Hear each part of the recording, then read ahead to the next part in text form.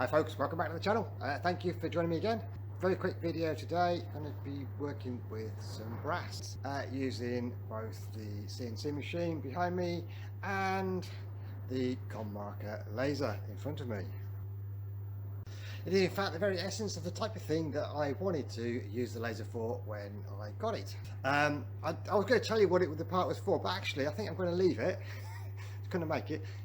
I'll leave you put something in the comments actually if you recognise any of it as it's been made. See if you can recognise the TV series that it came from. It's one of the items the fan base likes to recreate from that epic show. So yeah, I'll leave you, keep you guessing on that one. And I'm just going to talk over it. The ideas I've had might work, they might not. But either way, let's get stuck in and see what happens. As always, we're starting on the CNC router and we're doing the internal cutouts, mixture of pocket cuts and slots and inside profiles. We'll go on to the three specific elements on this project that make it perfect for the fibre laser that will be impossible to do on a CNC router, but we'll come to that later on.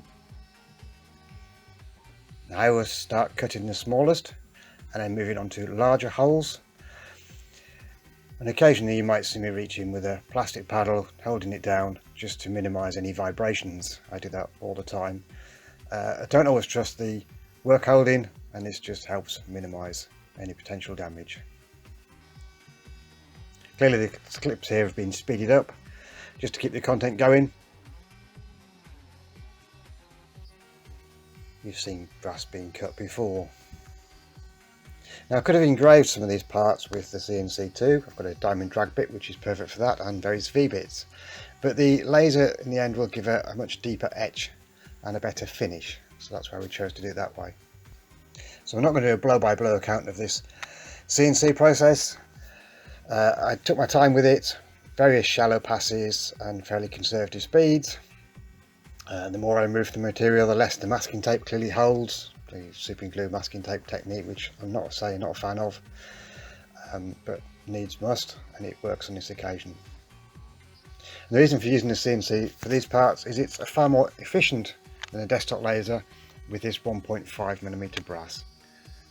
It cuts it far quicker, particularly for the larger area. Obviously that's important for any business looking at what you're offering, to utilise the most efficient methods for producing any part. And then finally cutting out the shapes here and removing each of the individual parts from the base. And then we'll move on to the jig and fixture to hold the parts, locate the various laser locations.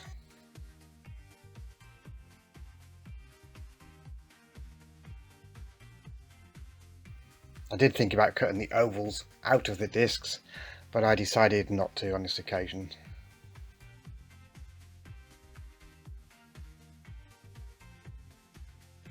I might find a use for those discs somewhere soon as well.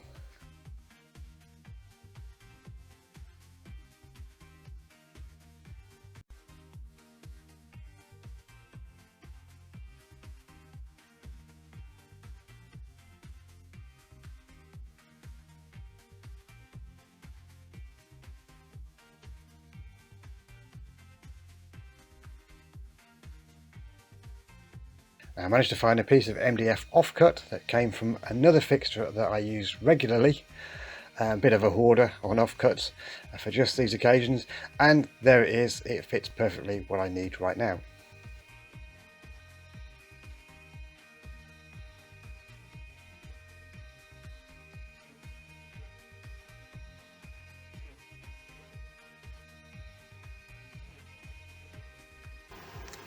That's the jig cut out. This is the plan of the jig.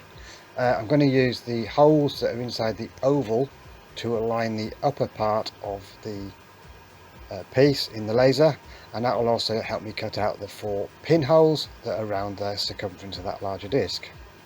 Then I'll go on to use the slot down there on the lower half to align the bottom half of the part, so I can cut the microphone element and engrave the logo.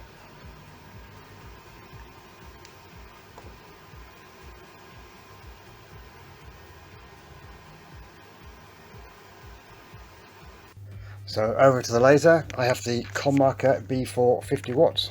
I'd love one of their 200 watt Titan mopers, but unless they start sponsoring small channels, I've got no chance. I will give my thoughts on this particular version in a future video.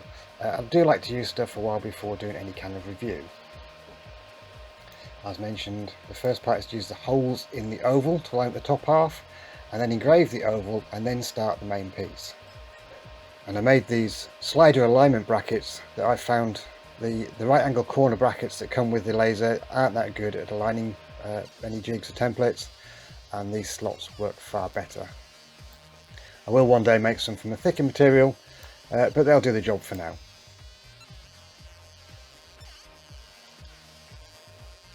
I do really enjoy the noise the laser makes on metal. I dislike the noise of the fans in this machine and the extractor that I have to add, which is still underpowered and will need upgrading at some point in the future. There are 5 of each part in total, so 5 ovals, and then we'll move on to the 5 face plates. So it's a case of rinse and repeat.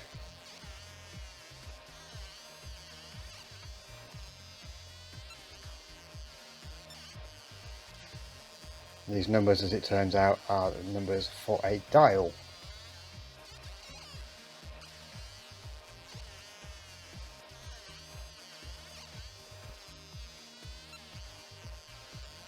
As I said, it's a nice, clean, fast engrave using this method. I'm not saying it isn't clean on the CNC, but this is just much faster at getting that depth.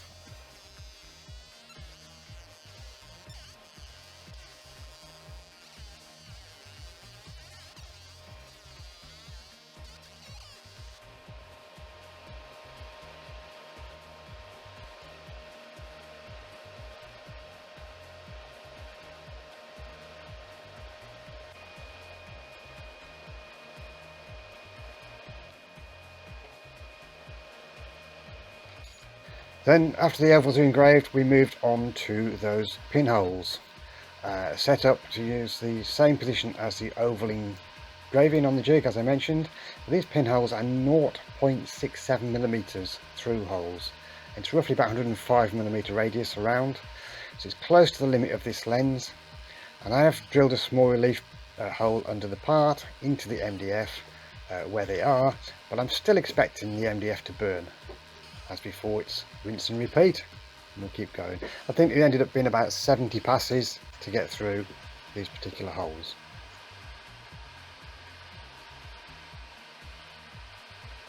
After the pinholes are done, moving the part up into the next position, because the next part, it's similar to the pinholes. It's a part that the CNC could never have done due to the small size, and this is, I don't know whether it's a microphone or a speaker element. I'm not that familiar with the part itself, but it's a series of small slots, and they're too small for a CNC router bit. They would leave a very large internal radius to any of the corners, which would just be unsuitable for what it's after. So the laser is the perfect choice for doing this. That's one of the slotted parts that I use.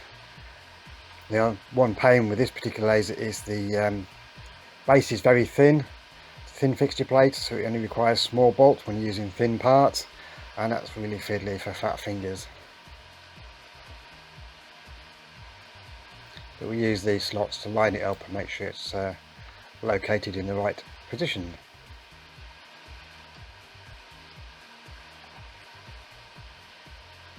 By the way, folks, in my last video I was struggling to get up to 350 subscriptions until I asked, and suddenly it rose up rapidly up to 450. I think we're just shy of 500 as I'm filming this. So if you do like this content and want to see more, please consider giving it a subscribe and a like. It always helps small channels like mine. Thank you. I do have a larger lens for the laser, which allows me to use a larger area. However, at this time I hadn't set up that lens, so for now I'm going to have to live with moving the part as I need to in order to do the different sections. It also has a little bit more power with the smaller focus, so it's much better for this particular project anyway. But if nothing else, it's reminding me that I really must get that other lens dialed in. I should get it sorted so it's ready to use. With a large lens I could in theory cut one of these out individually and maybe even two of them out in a pair, but as useful as this 50 watt is, it would have simply taken too long to do it that way and therefore would become economically unviable. And that's the really cool thing about having the CNC router and the laser. They can work in partnership. It's an important consideration for any job.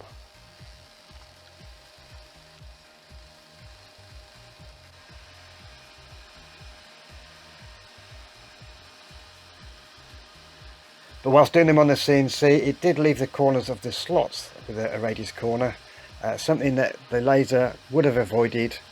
But again, from an efficiency perspective, it was better to use the CNC router, and the client is well aware of this. Incidentally, if you want to know any of the settings, feel free to ask away in the comments. I didn't keep a detailed note with me when I edited the video, but I can look them up and post them in the description if anyone needs the information. I'm using EasyCard, and at the moment I don't have a screen recorder added to the laptop attached to the laser, so there's no recordings of any data I've put in there.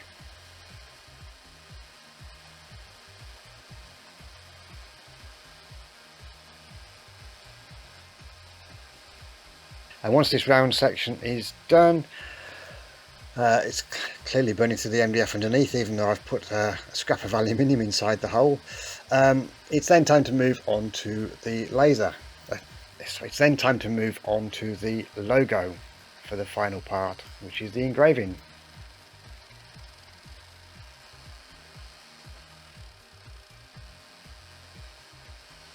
So I'm now getting a better feel for how this laser fits into my workflow and business model. My question to you guys is, have you got one? Are you using one at all? How does it work for you? Or indeed, are you thinking about getting one and how it might work for you? Just let me know in the comments. And that's it then. This is the parts done. Did any of you recognise it? It's from Warehouse 13.